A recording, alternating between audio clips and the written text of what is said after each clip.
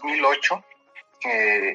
Coneval, que es el órgano encargado de medir la pobreza de manera oficial en México, creó una metodología que le llamaban metodología de medición multidimensional de la pobreza, que incluye dos, dimensiones de medición, ¿no? Una son los ingresos que reciben las familias, pues de todo tipo, tanto laborales como no laborales, pensiones, remesas, etcétera. Y la otra dimensión de análisis son las carencias, y las carencias están referidas a 6, servicios o bienes públicos que, se consideran como derechos sociales, que son la educación, la salud, la seguridad social, la calidad y los servicios en las viviendas y la alimentación. Entonces, en función de estas dos dimensiones se catalogan a la población en pobreza o en pobreza extrema. Para que una persona esté en una situación de pobreza, clasifica cuando tiene al menos una de las carencias que te comento, y además no cuenta con los ingresos suficientes para satisfacer las necesidades alimentarias y no alimentarias. Es una medición a nivel de persona. Es decir, el ingreso de los hogares se suma y se divide entre el número de miembros. Entonces, si esa cantidad que da del ingreso promedio en el hogar por persona no alcanza para satisfacer una canasta alimentaria y no alimentaria, entonces se considera como una persona pobre, además de que tuviera una carencia, por ejemplo, que no tuviera acceso a la seguridad social, por decirte algo, ¿no? Pero para ser un pobre extremo, le aumentaron ahí las características, las condiciones, y no solamente se necesita una carencia. Ahora, para ser un pobre extremo necesitas además tener 3 carencias y no contar con los ingresos suficientes para satisfacer tus necesidades alimentarias. Aquí ya no se está considerando las necesidades no alimentarias, sino solamente las necesidades alimentarias. Es decir, prácticamente eres una persona que está en pobreza alimentaria, pero además de eso le agregaron que debería tener 3 carencias, ¿no? Lo cual me parece que es una manera muy artificial de clasificar a las personas en pobreza extrema, porque pues ya el solo hecho de no tener los ingresos para tener una alimentación adecuada, pues ya me parece que ya eso ya lo clasificaría como una persona o una población en pobreza extrema, ¿no? Pero bueno, así están las mediciones oficiales. El gobierno está muy, muy enfocado, muy concentrado en la distribución de apoyos económicos a través de programas sociales, ¿no? Como el programa de pensiones o los diversos programas de becas que hay, las becas para niños en educación básica, educación para preparatoria, para universidades, para los que no tienen trabajo y que se requieren de capacitación, en fin. Hay una concentración muy fuerte en la transferencia de apoyos económicos a poblaciones, digamos, que están en cierta situación de vulnerabilidad. Hay que decir que en el caso, por ejemplo, de las pensiones, esas se decidió que fueran de carácter universal y por lo tanto, por ejemplo, la reciben en una situación, estas pensiones del bienestar que se llaman, la reciben personas que no necesariamente están en una situación de pobreza. O sea, cualquier persona, al haberse determinado que fueran universales, cualquier persona, independientemente de su condición económica, recibe esa pensión. incluyendo aquellos que ya reciben pensiones de otro tipo, como las pensiones que digamos que contributivas, que se le llama, que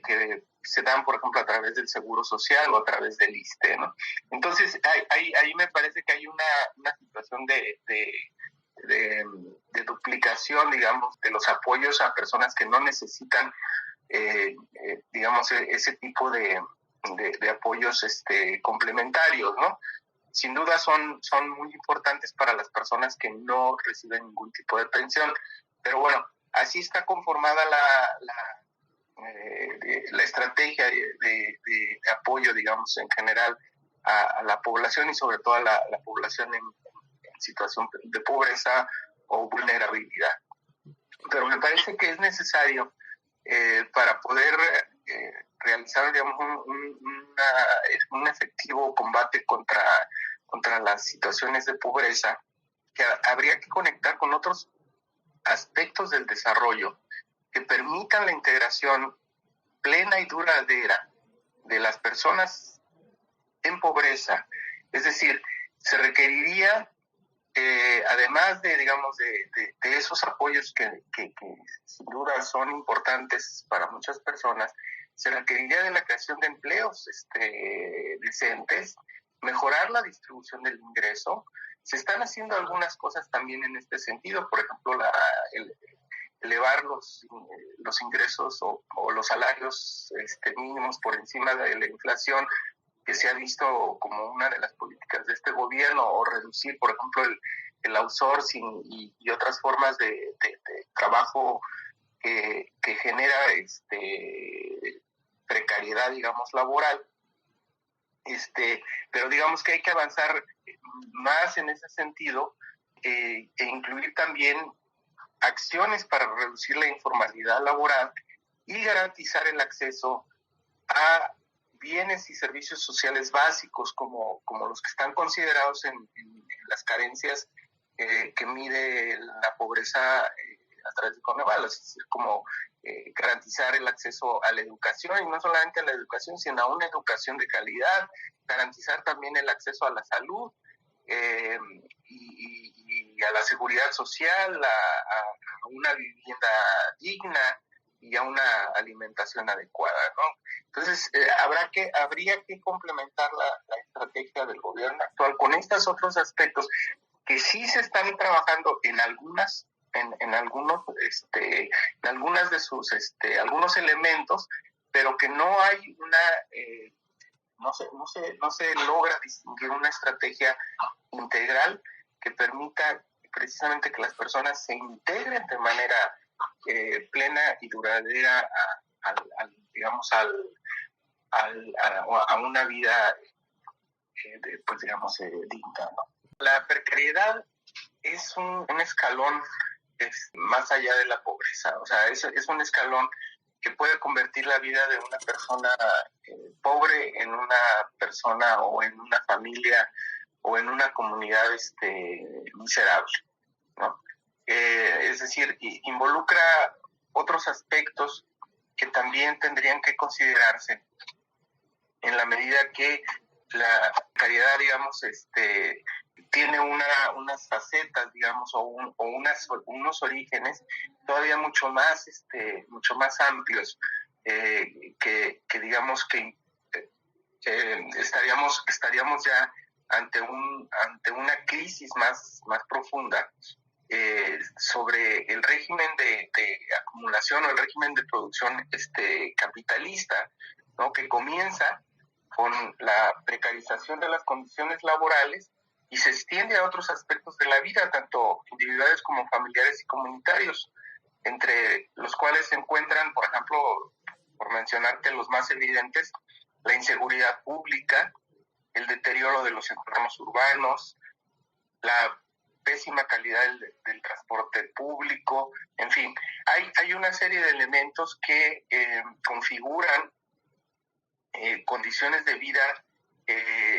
realmente digamos que hacen todavía más complicada la situación de pobreza de una persona. Y por lo tanto